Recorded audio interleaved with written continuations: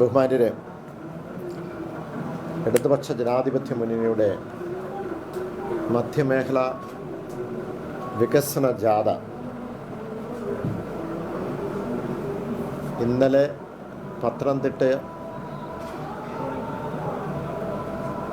ജില്ലയിൽ ആരംഭിക്കുകയുണ്ടായ ആറന്മുള നിയമസഭാ മണ്ഡലത്തിൽ ബഹുമാനപ്പെട്ട മുഖ്യമന്ത്രി വന്ന് ഉദ്ഘാടനം ചെയ്തു. 3 മേഖലയായിട്ടാണ് ഈ ജാഥകൾ നടക്കുന്നത്. തെക്കൻ മേഖലയും വടക്കൻ മേഖലയുമായിട്ട് ഈ കേരള സംസ്ഥാനത്തെ 140 നിയമസഭാ മണ്ഡലത്തിൽ കൂടെയും ഈ ജാഥകൾ കടന്നു പോവുകയാണ്.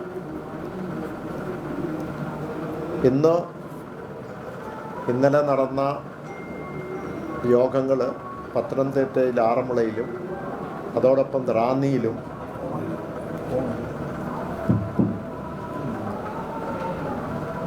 അതുകൂടാതെ കോന്നിയിലുമാണ്.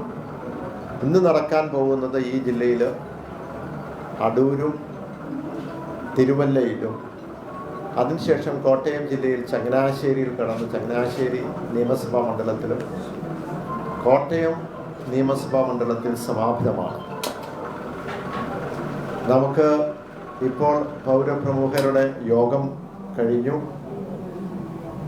നമുക്ക് കാണുവാൻ കഴിയുന്നത് 2016 ഇടതുപക്ഷ ജനാധിപത്യ മുന്നണി നേതാക്കൾ, ഇന്നത്തെ മുഖ്യമന്ത്രി ഉൾപ്പെടെയുള്ളവർ ഈ 140 നിയമസഭാ മണ്ഡലത്തിൽ കൂടെ കടന്നുപോയി. അവിടെ യോഗങ്ങൾ നടത്തി, പൗരപ്രമുഖരെ കണ്ടിരുന്നു.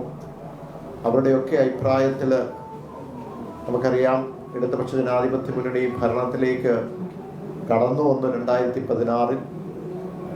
അന്ന് പ്രകടന പത്രികയിൽ പറഞ്ഞിരിക്കുന്ന കാര്യങ്ങൾ 5 വർഷം കഴിഞ്ഞപ്പോൾ ഏതാണ്ട് 98% പൂർത്തിയാക്കുവാൻ കഴിഞ്ഞു.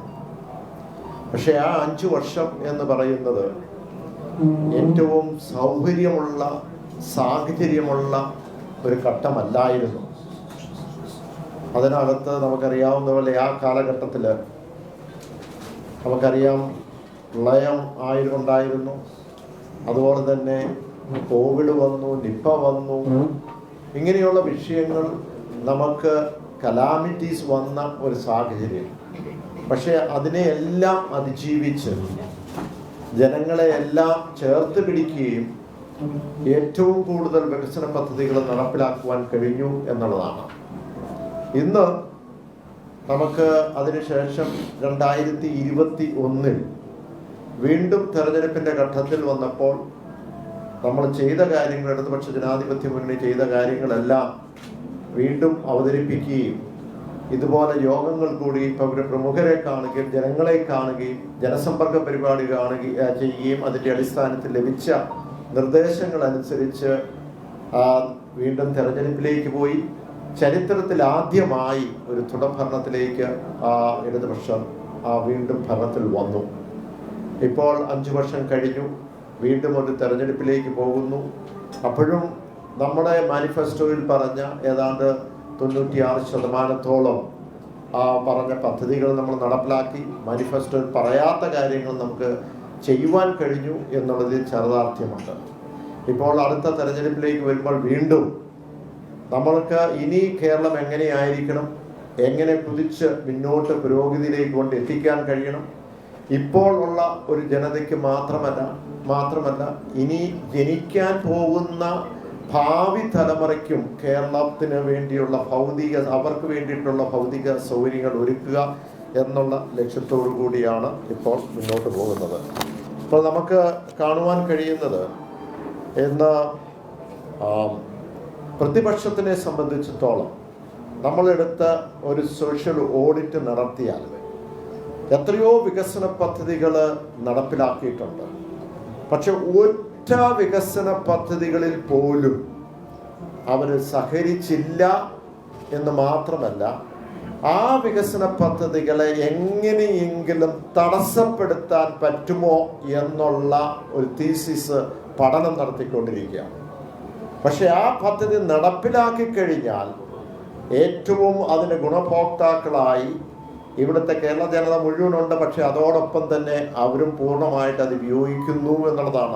അവരുടെ കൂടെ നിൽക്കുന്നവർ ഉപയോഗിക്കുന്നു എന്നതാണ്.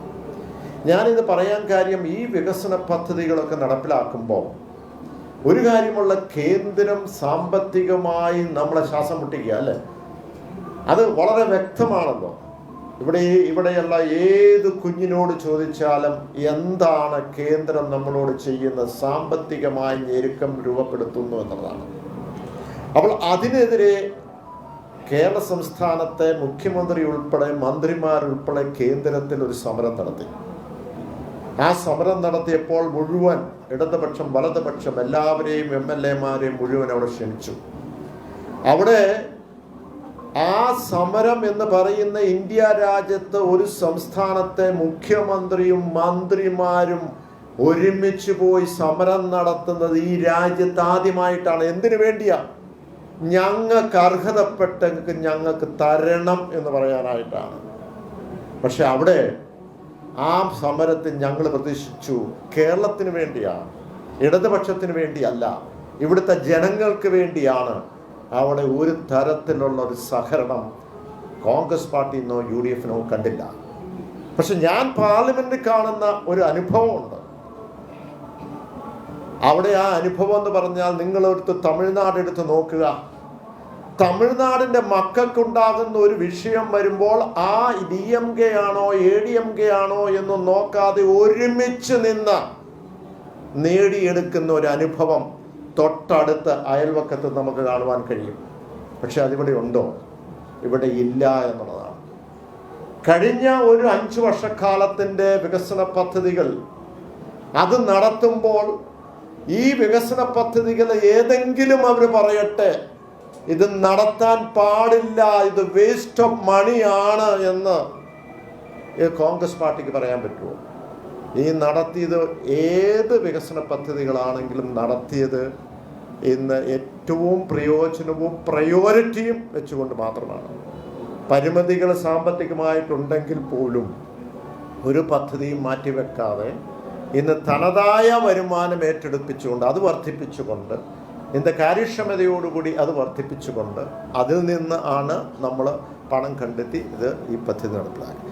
എന്നാൽ പ്രതിപക്ഷത്തിനെ സംബന്ധിച്ചോളം വർഗീയ കക്ഷികളുമായി കൂട്ടുപിടിച്ച് കേരളം നഷ്ടപ്പെട്ടോട്ടെ, കേരളത്തിൻ്റെ ജനങ്ങൾ എന്ത് ബുദ്ധിമുട്ടുണ്ടായിക്കോട്ടെ, പക്ഷേ ഞങ്ങൾ എങ്ങനെയെങ്കിലും ഭരണം കയ്യിലാക്കണം, അതിനേത് വർഗീയ കക്ഷികളെ കൂട്ടുപിടിച്ച് ഈ കേരളത്തിൻ്റെ സമാധാനം തകർക്കുവാനുള്ള ലക്ഷ്യത്തോടു കൂടി ഇന്ന് മുന്നോട്ട് പോവുകയാണ്.